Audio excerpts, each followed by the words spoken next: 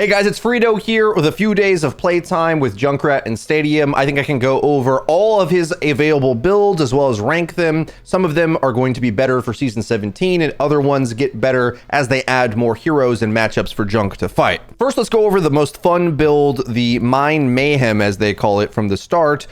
It is revolved around the pogo stick perk, as I like to call it, Hop Boom. After launching yourself with Conch Mine, detonate a Conch Mine wherever you land with 50% reduced effectiveness, and that's both on its damage but also on its distance. The cool thing about this is it is a transformative style ability, allowing you to pogo jump after landing. So this means if you're repositioning against enemy aggression, it gives you another movement skill, essentially, where you're able to boost and jump away and go wherever you want, such as off the map if that's what you're aiming to do. But the effectiveness of this build goes up as you get the other powers that empower you for being in the air. With Raining Lead, after launching yourself, you drop total mayhem bombs with a quarter damage effectiveness every 0.4 seconds while airborne. Then you can also buff total mayhem, and this you would all want to go for ability power with this to make the conch as well as your total mayhem more powerful. There's a bit of a problem with Stadium though, in that it usually, just generally as it tends to work out, weapon power is better than ability power, but you would want to enable this as much as you can. There's some items that enable this even more. When total mayhem deals damage, gain 3% ult charge. But actually the crucial one for this build for me is for each target detonated by Conch Mine, gain over health equal to 5% of max life for 3 seconds. Now the Conch Mine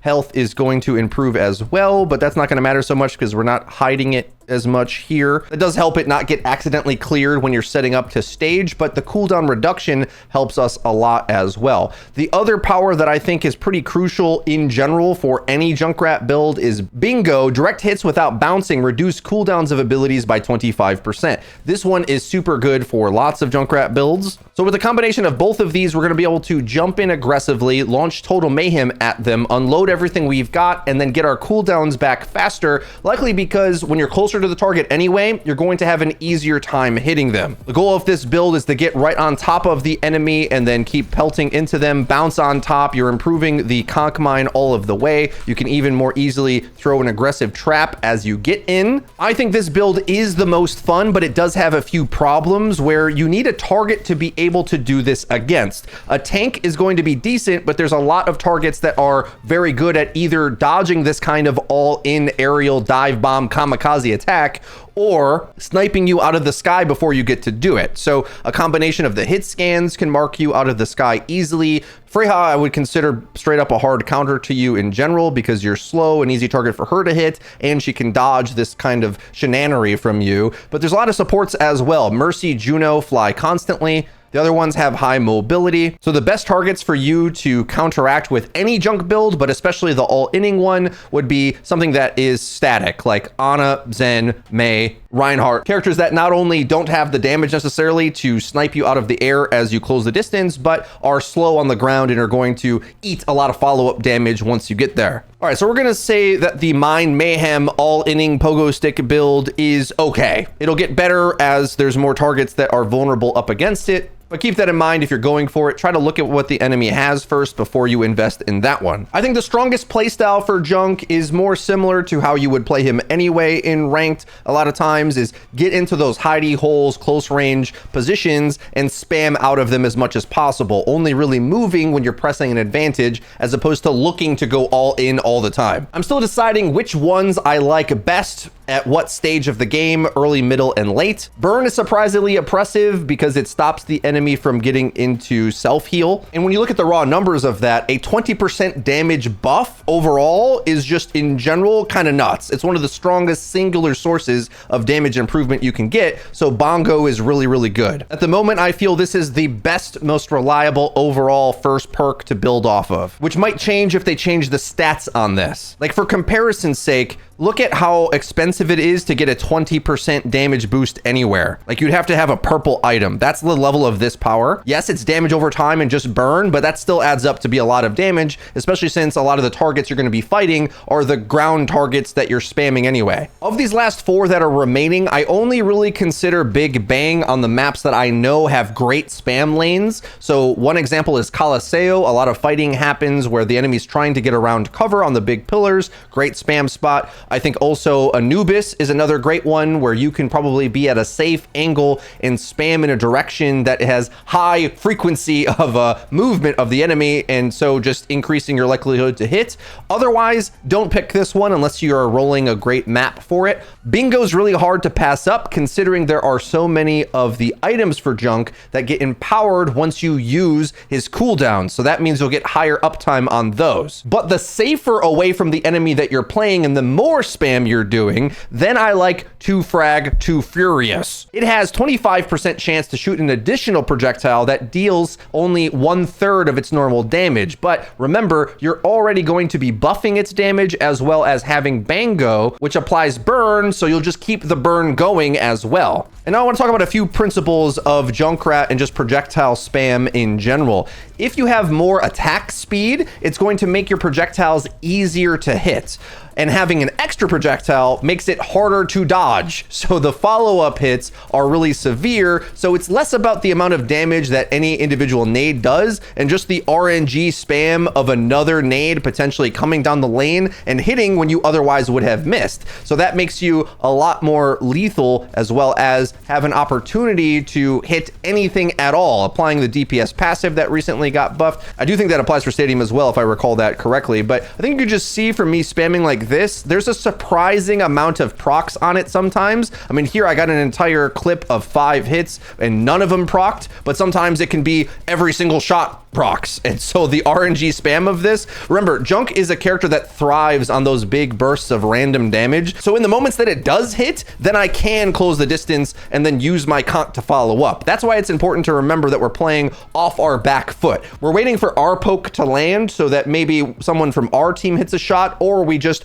randomly RNG hit with this extra power, and then we're going to play aggressive from there. Another reason I like this one is because the weapon power items, especially the general ones, are the best on DPS for your primary weapon. The ability ones aren't as good generally. Now, to finish off our spam build, I'm going to say Suit Shaker is quite good for late game. And depending how in the mix you are, like the farther away you are, maybe you can get away without having Bingo, but it is amazing. And Suit Shaker is going to increase your attack speed and restore some ammo to allow you to keep shooting. Importantly, the crucial item to consider for the spam build is Zip Grease, where after you use and detonate a conch mine, your next 2 frag launcher shots gain 200% projectile speed and deal 10% increased damage to airborne enemies. This one is utterly crucial because there is so many airborne enemies in the meta right now. And when you consider the fact that we're buffing our weapon in so many different ways, this is just utterly insane. It takes some learning curve because normally I'm used to needing to sail these from this distance in order to hit,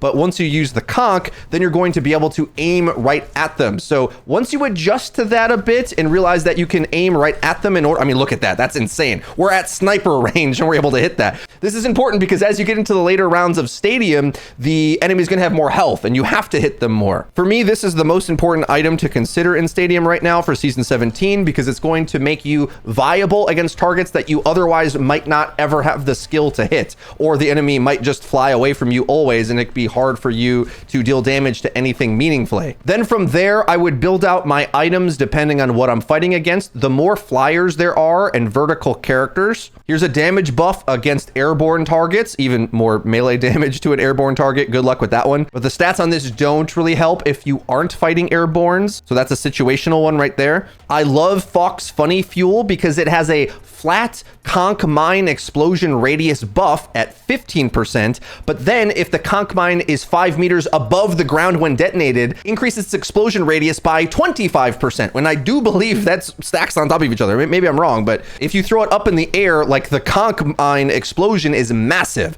So this one is going to utterly destroy Genji because your explosion on your conch can hit him up in the air way outside of the reflect hitbox. But in general, against lots of characters, this is going to be nuts. A bunch of the other items I'm not so high on. I don't think you ever need the extra self knockback from this item. The maps are small enough that I'm not sure where you're going to go unless when they add Pharah to the game, perhaps this would be situational. It would let you get more hang time and fight in air. It would also buff, in theory, that like martyrdom drop build, but in general, for items, I think going for raw weapon power is best because it's not really about being reliable as Junkrat, at least not more reliable. You want to have big impact when you do hit, then close out those eliminations. But if you're fighting against things that are hard for you to hit, then you might consider a bit of attack speed instead so that you can just be somewhat reliable and apply some team focus fire. And some of these with cooldown reduction are also pretty good as well. But I'll say Junk, very, very good at shooting barriers and tanks. So the anti-barrier builds are even more devastating. Shield Buster allows you to have 15% attack speed increase after dealing damage to shields or armor.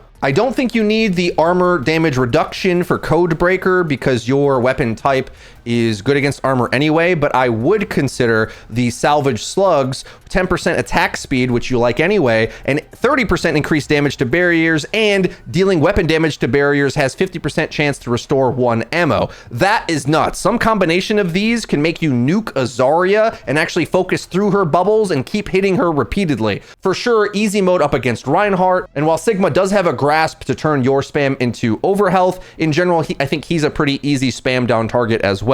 There's 2 more items I want to talk about. Hard Light Accelerator, weapon power, which we like, cooldown reduction, also great, but when you use an ability, gain 5% weapon power for 3 seconds, stacking up to 3 times. So you can use this intentionally to go in deep and throw your trap aggressively, which is going to buff your weapon power as well. Then, especially if you're using Bingo, in order to reduce your cooldowns, you might have another conch mine to keep this chain going. A really underrated upgrade for Junkrat would be move speed. Booster Jets makes him attack faster, a lot faster, 20%, and when you use an ability, gain 10% move speed. That means you'll be able to conk yourself in, and especially up against characters that like to get a lot of move speed themselves, then you're going to be able to path with them and track their movement one-to-one to make your shots easier. Consider that one if you're trying to close the distance and the enemy is dodging away from you or is too fast. You getting more speed will help you dance around the enemy, making your shots easier to hit. Up against flyers as well, if that is mostly what you're playing against, try Aerial Distressor, where you'll shoot faster as well as deal more damage over time to them. Though if you had to pick, I would say try to find the targets on the ground that you can bully reliably,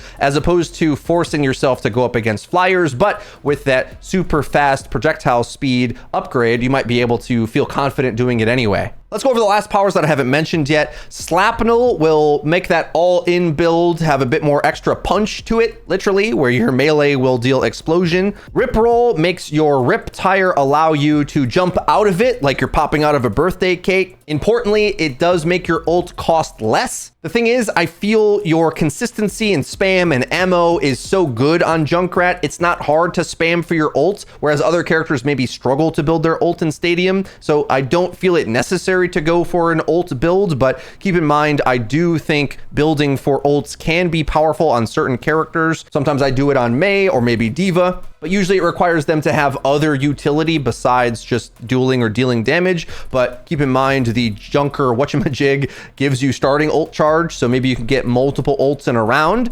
I think especially consider that if you think just taking that early tempo with the ult will win, or if your ult will be able to hard counter an enemy's ult, like Dragon Blade, for example, perhaps. Otherwise, there's powers to enable Junk to have a very defensive playstyle where he can get an extra trap. He can turn his conch mine after half of a second. You detonate the conch and it'll split into a mini steel trap that slows instead of immobilizing, which essentially is that like first version of the Junkrat from Overwatch 2 that they had for a little bit. There's items to enable this as well, where your steel trap has a longer throw distance, sort of like the perk in the main game, but it will apply a burn damage effect over 3 seconds. But even in this case, I think building towards weapon power will still be important, because that's how you're really going to expect to have your scaling damage done, even to the immobilized targets. Like, I don't suggest you try to improve the damage overall of the traps. I think this build is just straight up not worth it for now, but it will be something to consider next season when they add Winston and Brigitte, heroes that are likely going to need to close the distance reliably in order to get their value. I think even like as a Winston might jump in, you could throw a couple traps on the ground and make it hard for him to get out. One of the harder characters for me to deal with so far was Reaper, who can all in me and lifesteal. I think if I were to play that matchup again, I would probably attempt to get a little bit of lifesteal myself and focus on my dueling. I did go for traps, which sort of sometimes caught him or the tank out, but in general, I think this is a little bit too all in on the risk of them stepping into the trap or not. Like, every moment that we are not having a target in our trap, our weapon is just weaker than it would otherwise be by a significant amount. This defensive playstyle is something we're choosing to do, and we could likely do with just one trap, but a much better gun. So building to empower just your traps, I think, is a little silly, but perhaps something that you would do if there was just so many targets that are coming at you in a straight line on the ground. But so far, that's not really how Stadium has been playing. Everything's up in the air, so it's a little silly to overemphasize ground denial. But especially as hero draft comes later on in the game's life, that could be something that looks a little better. General matchups for Junkrat and Stadium, what we really want to see is immobile characters that we either can dive bomb or they move slow enough for us to spam them out. Ana, Zenyatta, those are great targets for us. Tank characters that want to hold the front line and want to close the distance, like Reinhardt, is the perfect target for us to counter, whether we go for the anti-barrier build or not. Sigma and Zarya have plays to make against us while having that playstyle, but I'd still rather see them than D.Va, who's going to be able to easily punish me if I move and eat my conks aggressively, meaning that I don't get to activate some of my best skills, essentially, with the items, and can't move around as easily. Whereas I can stay at a safe distance for a while up against Sigma and Zarya, even though me shooting their abilities might make them stronger. I haven't played against too much Queen or Orisa. Orisa probably is a decent matchup for you because she's kind of similar to those brawler tanks. And since your damage doesn't rely on crit, maybe go the anti-armor item for Orisa. And I hardly ever see Junker Queen in Stadium at all, but I have to imagine that she can be a bit boom or bust against you. She moves faster, so she can actually be one of the harder tanks to reliably hit. It depends on how good the Queen player is. If she plays them properly to have a poke, then close the distance style, that might be pretty tricky for you. But if she stays her welcome too long in the front line, maybe that's easy spam damage for you, but also with no mitigation, you can spam out her team pretty easily. For DPS, I am most afraid up against the hit scans in general because they're going to be able to punish me for flying through the sky and playing like an idiot. Cass being the worst because he has the most medium to close range burst damage. Freyja is overall the hardest character to deal with as Junk because her movement is so haphazard and she stays in the air. Second most would be Juno, who is similar and has a lock-on attack. Genji's actually was surprisingly easy to deal with because although he can reflect some of your damage, in general, most of his best builds require him to close the distance, and you'd love for that. And at least for me, I find it very easy to avoid the reflect hitbox and land conks that hurt him or are just too much spam damage while he's trying to close the distance. Mei is perhaps the easiest character for you to counter because you can knock down her walls really quickly, and she's a pretty immobile target for you to deal a bunch of burst damage into faster than she usually can deal to you, unless her aim and mastery over the ice pick is really high. Reaper I've had severe trouble with, but perhaps I might be better once I adjust my builds. I think in order to duel him, you'll need some lifesteal yourself because he has it inherently in his kit. If you outplay the Wraith form and are able to keep medium distance on him, you should be able to win, but he's got a lot of powers that really want him to all in on something, and you're surprisingly one of the better targets for that. Otherwise, there's a lot of moderate matchups on the support category. The Kiri clone build is pretty popular, and Junk actually has some of the overwhelming ammo and burst damage to deal with that, so he's one of the better targets to fight up against Kiri in my opinion. I don't see too many Lucios, but middle of the road matchup, I think. And I think that's all the important heroes to mention. Guys, if you enjoyed the video, please be sure to leave it a like, and don't forget to click subscribe and the bell icon to get notified when I upload new content. What are you thinking of Season 17 of Stadium? Look forward to our next videos. That's been it for me. I've been Frito. I'll see you guys next time.